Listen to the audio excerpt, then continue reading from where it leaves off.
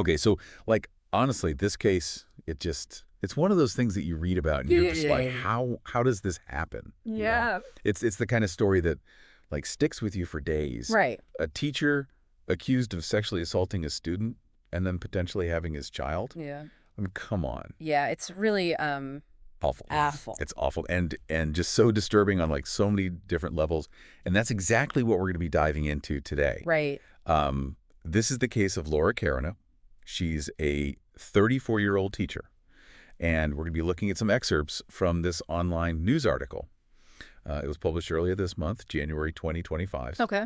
And the title is, Horrifying New Details Emerge as Teacher Charged for Sexually Assaulting 13-Year-Old Student and Allegedly Having Baby with Him. So, Wow. yeah. So let's just jump right in. Yeah, let's get into it. And unpack this whole thing together. Yeah. Laura Caron, 34-year-old fifth-grade teacher. She's been accused of sexually assaulting an 11-year-old student. And this happened over a period of several years. And it's alleged that she may have even had a child with this student. It's the kind of thing where you wonder, like, how could something like this go on for so long without anyone noticing? I mean, the alleged abuse went on from 2016 to 2020. Yeah. And then it wasn't until December of last year, 2024, that the victim's father he went on social media and he posted this comparison photo of his son and Karen's daughter.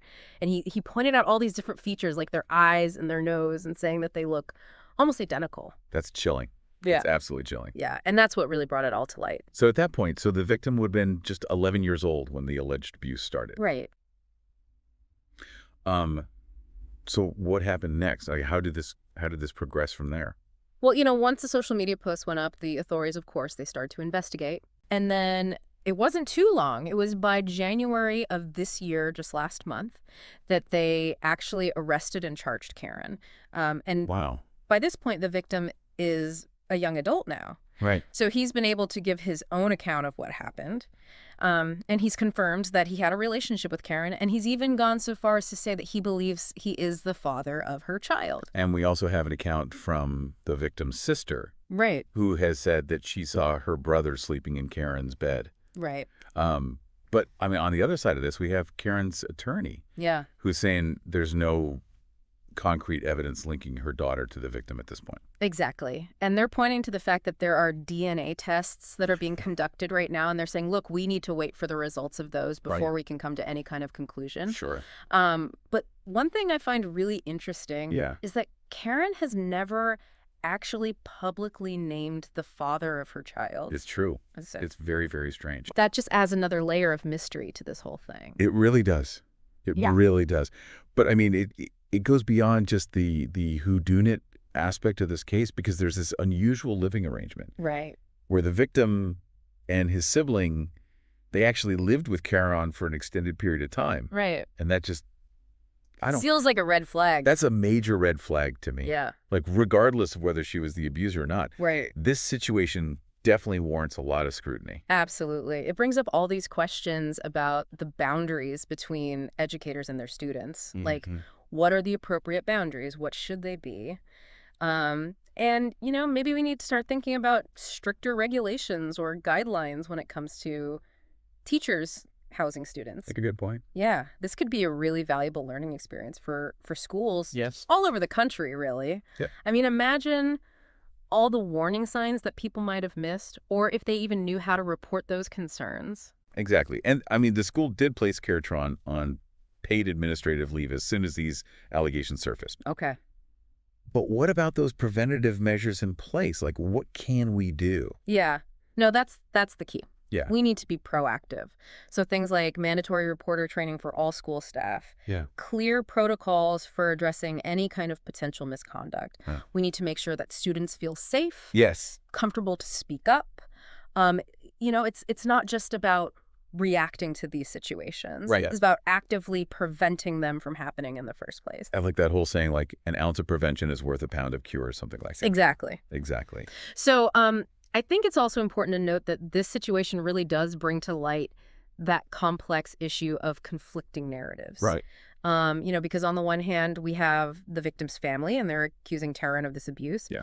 But then on the other hand, we have a friend of hers who has described her as being happy during her pregnancy. So how do we reconcile those two drastically different perspectives? Yeah, it's a tough one. It's entirely possible that Caron could have been both a happy expectant mother and someone who's capable of abuse.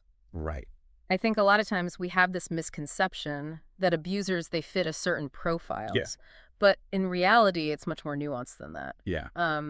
This case really highlights the need to just look beyond those surface appearances and really delve deeper into people's behaviors and actions. Yeah. Don't judge a book by its cover. Exactly. Right. Exactly. And then there's the legal ramifications of all of this. I mean, Caron is facing some serious charges. Aggravated sexual assault, and endangering the welfare of a child. Yeah, those are big. Yeah, they're not messing around. Those are very serious charges. And they carry some pretty heavy potential penalties. Yeah.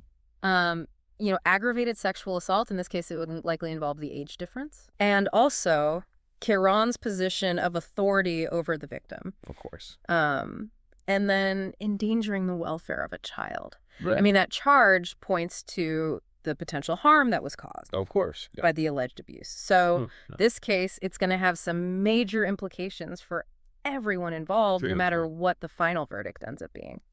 So for those of you listening at home, this case really prompts us to think critically about how we protect children in our communities. Yeah. I mean, are we doing enough to recognize potential signs of abuse? Right.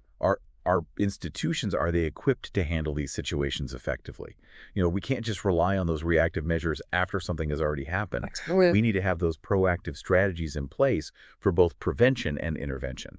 I completely agree. And it's also just a reminder that we need to be vigilant about the information that we are consuming.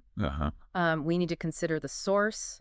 We need to evaluate the evidence. We need to be open to different perspectives. Absolutely. And just don't take things at face value, Right.